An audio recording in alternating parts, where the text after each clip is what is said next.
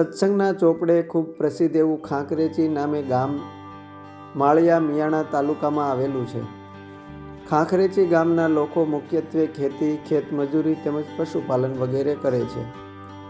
એક વખત શ્રીજી મહારાજ ઘોડે ચડીને કચ્છ તરફથી વહેલી સવારે પાર્ષદો હારે આવતા હતા. એ વખતે આ ખાંખરેચીની સીમમાં ગામના પટેલ વેલાભાઈ કૈલા અને વાલાભાઈ કૈલા પોતાની વાડીએથી રાતવાહુ કરીને ઘરે આવતા હતા.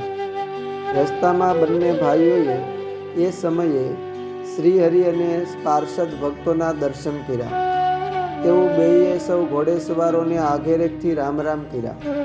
તે વખતે શ્રીજી મહારાજે આ બંને પૂર્વના મુમુક્ષુ આત્માઓને એમના નામ લઈને બોલાવ્યા. તેઓને અચરજ થયું ને શ્રીજી મહારાજની મીઠી વાણીથી અંતરમાં ખૂબ ટાઢું થયું ને તેઓને અંતરમાં ખૂબ આનંદ થયો. તે વખતે આ બંને ભાઈઓ સ્વામિનારાયણ ભગવાનને ઓળખતા નહોતા. તેની દ્રષ્ટિએ તે કોઈ અજાણ્યા આગંતુક હતા. છતાં એ મનોહર મૂર્ત જોઈને બોલ્યા કે તમ જેવા પુરુષને હજુ સુધી અમે જોયા નથી. આપ કોણ છો? ત્યારે શ્રીહરિ હૈસા અને બોલ્યા કે અમ જેવા તો અમે એક જ છીએ. એમ કહીને શ્રીહરિએ વાતમાં મર્મ કર્યો. બંને ભાઈઓને શ્રીહરિના વચન સાંભળતા જ અંતરમાં ગાંઠ વળી ગઈ. તેઓ બેઉ ભાઈ પણ સૌ સાથે ગામ તરફ વાતો કરતા કરતા ચાલ્યા.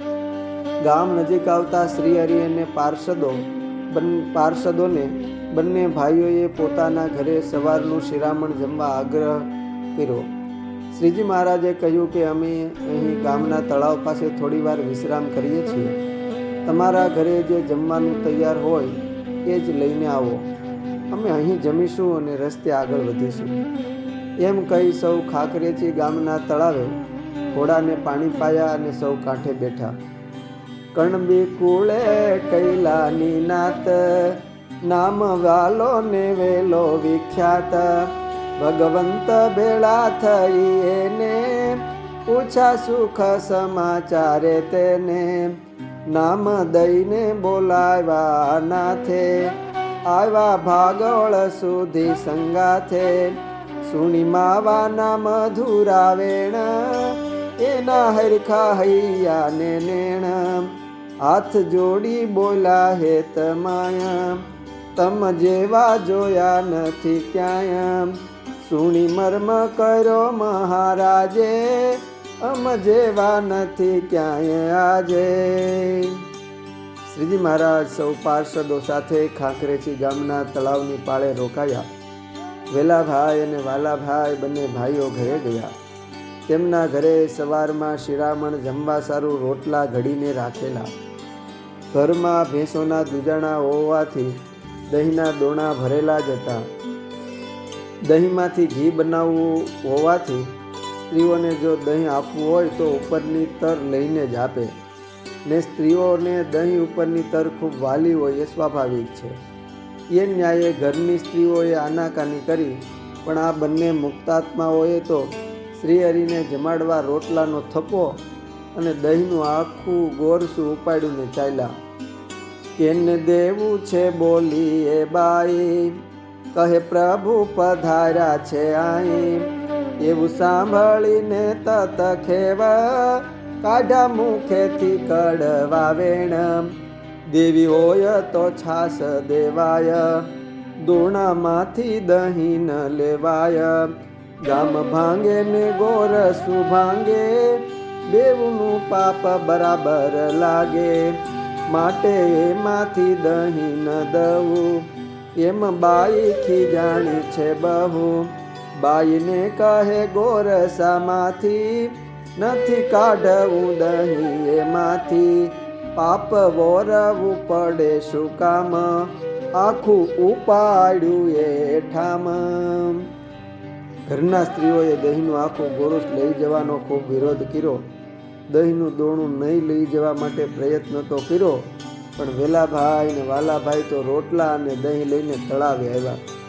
શ્રીજી મહારાજ અને સૌ ભક્તોને ખાંખરેચી ગામના તળાવની પાળે રોટલા અને દહીં જમાડ્યા. થોડી વારે શ્રીહરિ પાર્ષદો સાથે ઘોડે ચડીને વાટે ચાલી નીકળ્યા. સમય જતા પછી સંતોના જોગથી તેઓ બંને ભાઈઓ એકાંતિક સત્સંગી થયા. વાલાભાઈ કૈલાના વંશજો ખાંકરેચીથી જુદા જુદા ગામોમાં વસવા ગયા. આ ભક્તોએ પ્રેમથી સ્વામિનારાયણ ભગવાનને જમાડ્યા. તેના ફળ સ્વરૂપે તેમના વંશમાં મહારાજે મુક્તોને મોકલા. તેમાંના વેજળપર ગામે વસતા તેમના વંશજો જે આ પ્રમાણે છે કે વાલાભાઈના પુત્ર રૂડાભાઈ, તેમના પુત્ર રૂગનાથભાઈ, તેમના પુત્ર મુળજીભાઈ, તેમના પુત્ર નાથાભાઈ અને તેમના પુત્ર ઝવેરભાઈ.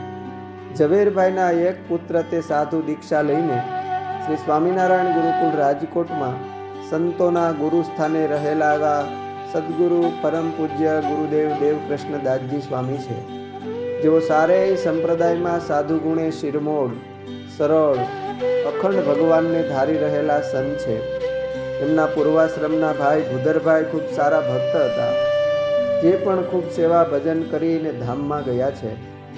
વેલાભાઈ કૈલાના પુત્રના વંશજ કાંતિભાઈ કૈલા ખાંખરેચીમાં વસે છે, ખૂબ સારા સત્સંગી છે. આ કૈલા કુટુંબના ભક્તો હાલ ઘાંટીલા, ઘનશ્યામગઢ, વેજળપર, સુરત વગેરે ગામોમાં વસે છે. સદગુરુ નિષ્કુળાનંદ સ્વામીએ આ મુક્તોનું ભક્ત ચિંતામણી ગ્રંથમાં 117 કડી 25માં ચિંતવા લખ્યું છે. વેલો વાલો કર્ણ બી કેવાય, ખરા ભક્ત ખાંખરેચી માય, નકી ભક્ત નંદ દ્વિજ રામ, જન વસે વેજળ કે ગામ. અસ્તુ. જય સ્વામિનારાયણ. શ્રી ભક્ત ચિંતામણીના મુક્તોના ચિંતનમાંથી